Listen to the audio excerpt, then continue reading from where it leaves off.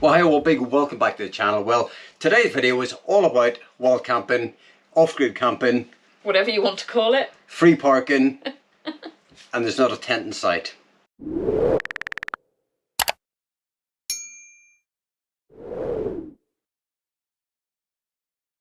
Okay, so let's talk wild camping. What is wild camping, off-grid camping? I think the variation is huge. Yeah. Now, we're not talking about, you know, getting your tent and, you know, going out in the middle of the woods or wherever it might be, and that's not what we're talking about. Obviously, we're talking within the whole motorhome niche, your home on wheels basically, and it really doesn't matter if you're in a camper van, a motorhome, a truck, it doesn't matter. A car with a roof tent, all of that. If you're out there in a vehicle, you're away from a campsite, you're camping without facilities, then that's wild camping. But there's a further debate, really, about whether it should actually still be called wild camping. Scotland, for example, you can't wild camp in a vehicle. It just doesn't exist. It's not a thing. They don't recognise it as a thing. And I think we have started to use the term off-grid camping a bit more. That feels a bit more what we're doing, you know. Remote camping. Yeah, you know, free parking. I suppose the camp is we're camping out in our truck, really, is what we're doing. It doesn't matter if it's for one night, 10 nights, it really doesn't matter. And so that's what I mean when I say that, you know, the description of wild camping between two different people, we can't even agree on it. No. Varies greatly. But often it's not actually that wild either. So it feels like a bit of a misnomer sometimes, those words. But anyway, whatever it is, this camping outside of a campsite, we're going to talk about it today, give you some tips, things that we've learned in our 1,500 plus nights of camping outside of the campsite, to help you plan your next trip away. And I can guarantee every single person watching this, if you've got a home on wheels, you'll have your own take on what it is. So I'd love to know your thoughts on what it is. Izzy's is here. Mine is over there somewhere. Do you think we can make a video about it without killing each other? Probably not. No, okay. Okay, let's go. So, in just the same way that we disagree about the terminology around wild camping, people have very different motivations for wanting to camp off-grid. Often it's about cost, and it is nothing to do with this whole thing of you bought this really expensive motorhome so you can afford a campsite. It's to do with, why would you pay for a campsite when you've got a fully serviced, fully functioning motorhome with a shower and a toilet? You don't need those things in a campsite.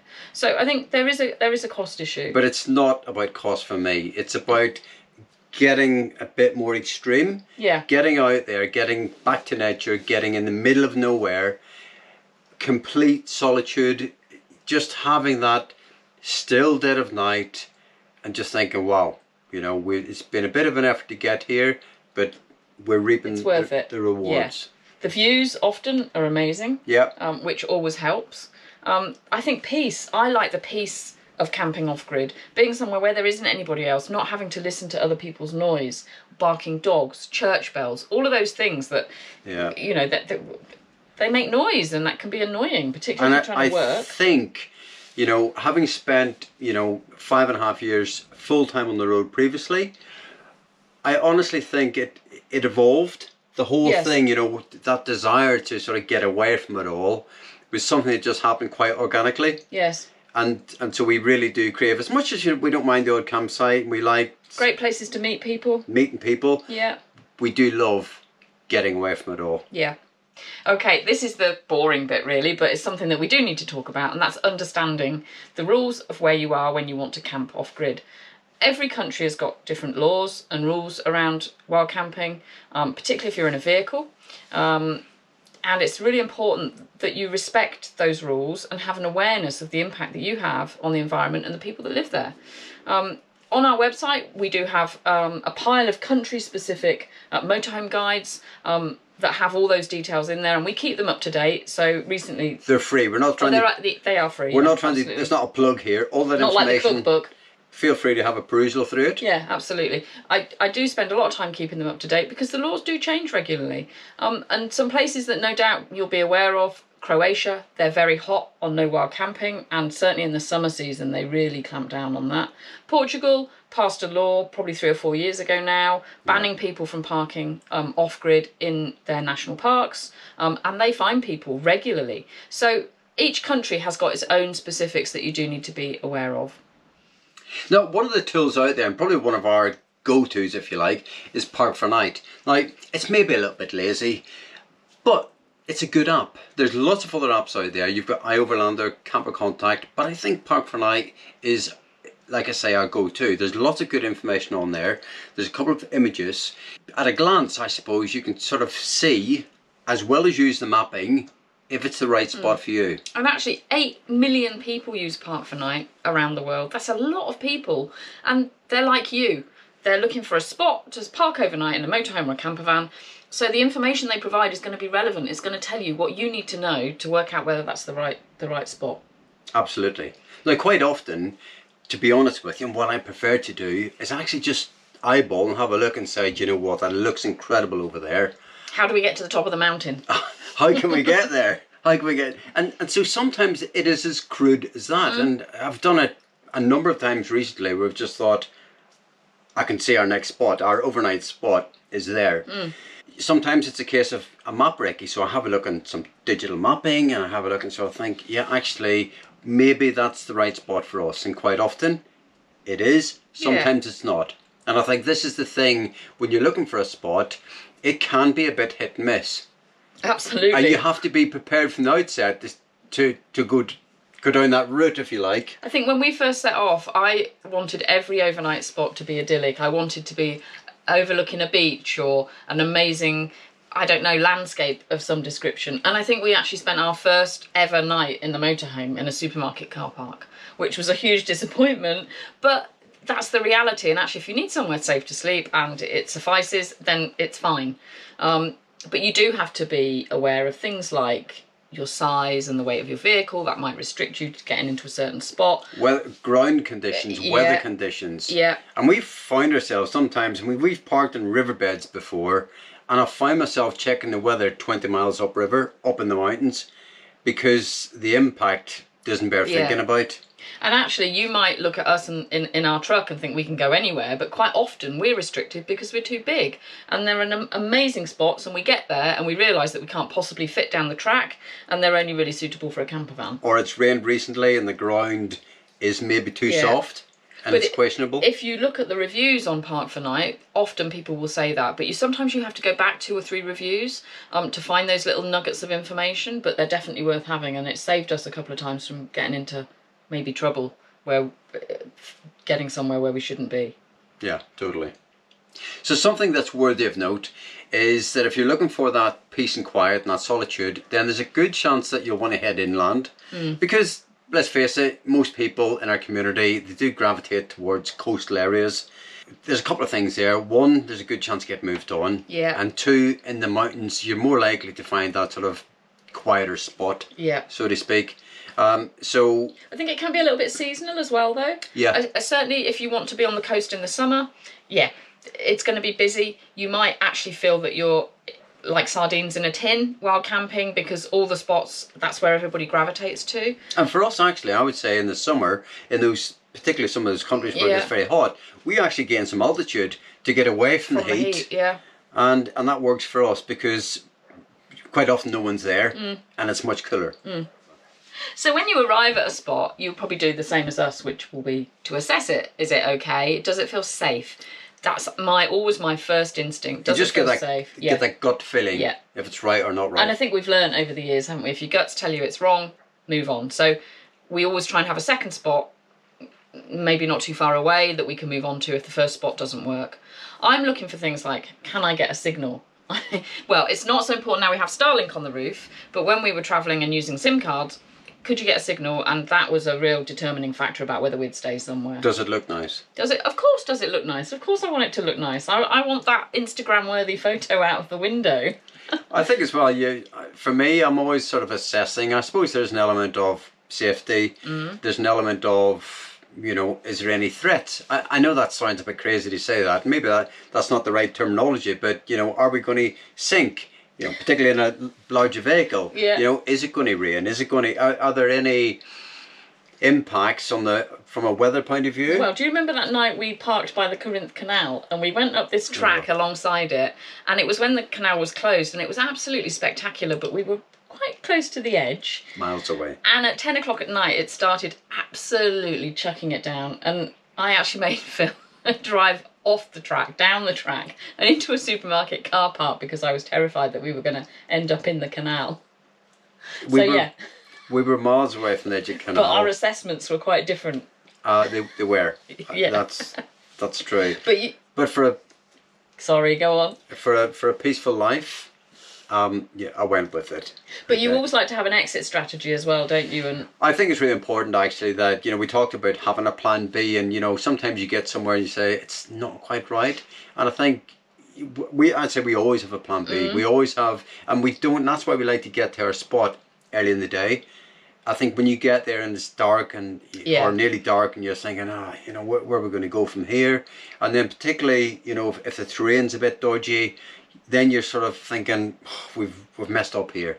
And so I think, again, it's just an experience thing that we just get to your location on time, have a plan B, and have an exit strategy. And that's as much about a safety point of view, personal safety, than anything else. Yes, absolutely.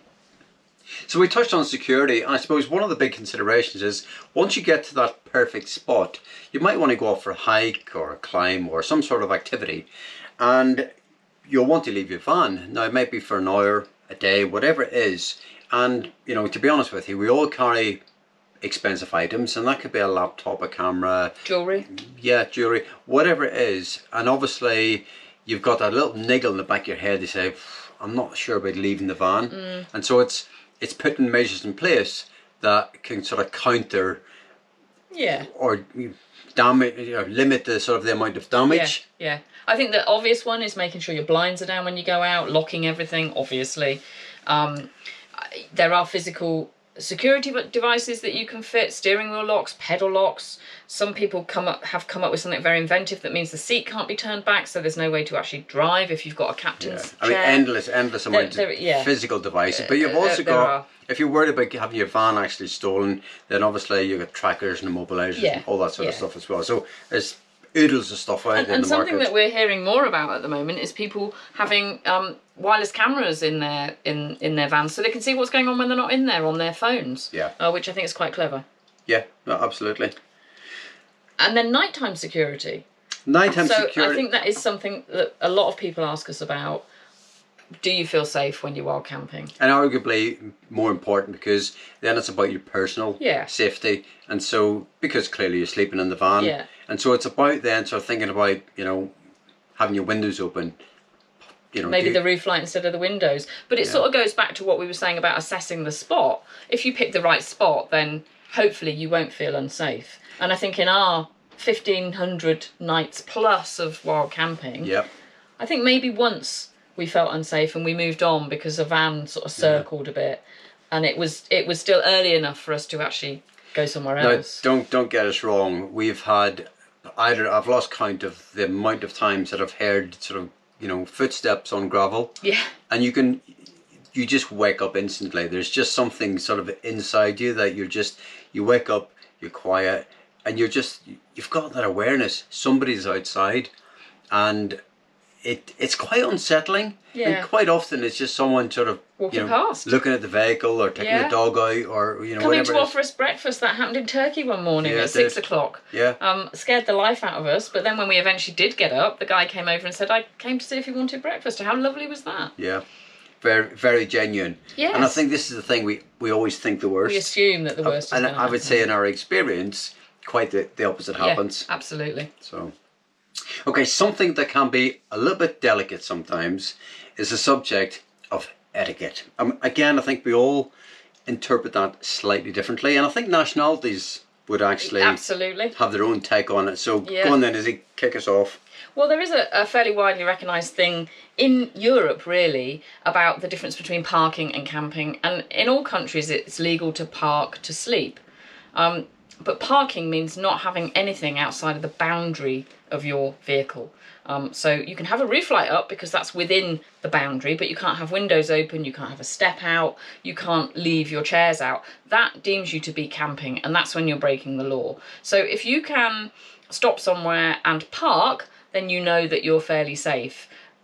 I think everything that we're going to say around etiquette really is based on where you are. If you're in the middle of nowhere, nobody cares. But if you're, you know, in a popular spot on the Costa del Sol, or, you know, somewhere in Portugal, for example, then the difference between parking and camping can be the difference between being moved on or not. Absolutely. Okay, we agree.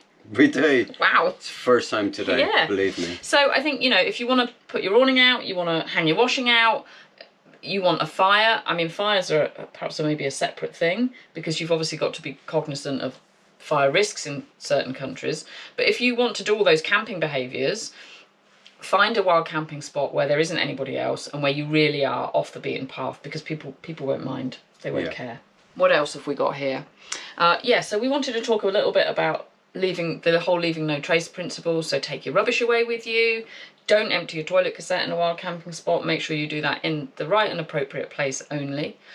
We think it's okay to leave your grey water in a camping spot, a wild camping spot, as long as you're on permeable ground where it can soak away. I know some people might disagree with that, but often in the summer, particularly in Europe, when we've been on campsites even, we've asked, where do we put our grey waste? Oh, into the bushes. They want the water in the land. So I think that it's okay to do that. But something I'll point out at this sort of early stage before people start kicking off is that I never try and keep waste in the tank. And the reason for that is, particularly in the summer, it stinks. And you'll know that. If you have a van of any description, the waste tanks stink. So what I try and do is literally, if I can, is let it go straight through. Because if you just sort of wash your hands and there's a little bit of detergent on there, then it's literally just sort of going through. It's not being held in a tank along with all the other waste, and it's just festering and stinking. And then suddenly, in our case, we've got a big tank, you know, dumping that somewhere for me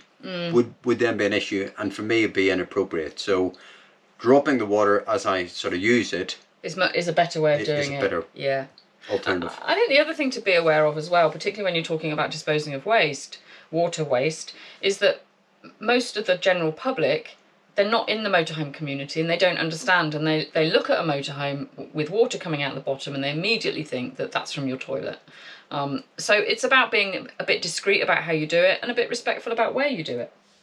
Let's not forget spatial awareness. Oh yes. Now, honestly, it's quite funny actually when we see it on socials, and you know, you've got this vast area and someone parks right beside them and they're like, really?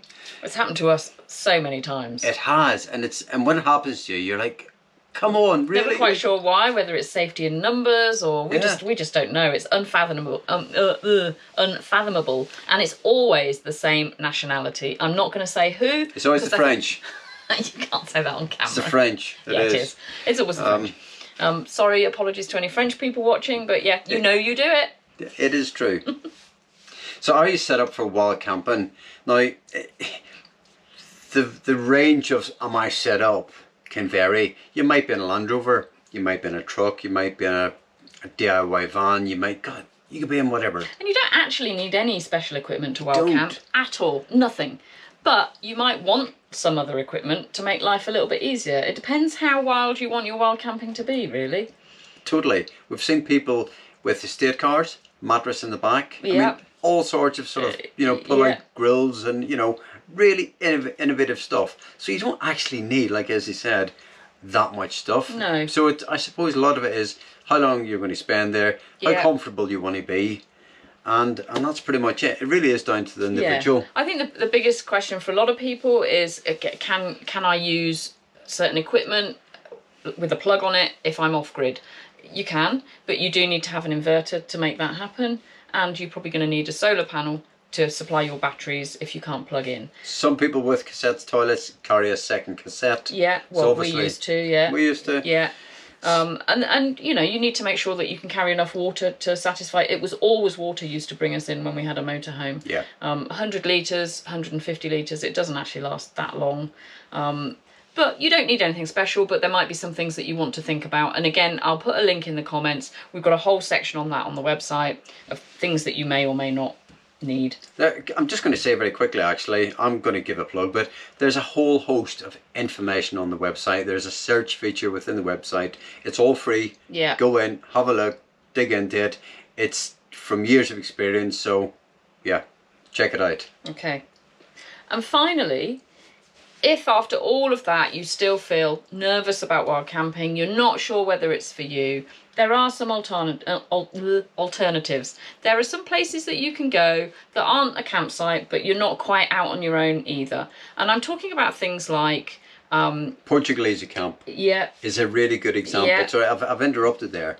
But there's one place that springs to mind. If you're sort of a little bit concerned, and we've parked in place in the middle of vineyards on people's private property, and you're escorted there, you're left to your own devices. It might be a day, it might be 2 days, whatever you want. There's no services or anything. No. But you have the feeling... There's a lot of very nice wine. Yeah, and there's the feeling that actually we're in the middle of nowhere. And I think France Passion fulfills that as well. Campo con Gusto in Italy. There's a few places in Germany, and I think there's some stuff in Norway as well now called Nordtrip. So there are options, and some airs, some very rural airs. There's no services, so that is a sort of a halfway house. Yeah. Again, I'm not sure I would categorise that as wild camping. It's not, camping. but it's an alternative. It's a halfway house. Yeah, for people that don't want to go all out there. Yeah. And, you know, I think they're good alternatives. We've tried a lot of them and enjoyed them. We have. Okay. Yeah. I think we've probably covered all the things that we wanted to cover. So we hope you find it helpful. Drop us a comment if you did, or if you've got anything you want to add. And we will see you next time round. You've forgotten. Give us a like, subscribe, hit that bell notification. I was trying to not do the plug. So. And we'll see you next time. Bye for now. Anyway, don't forget to like and subscribe.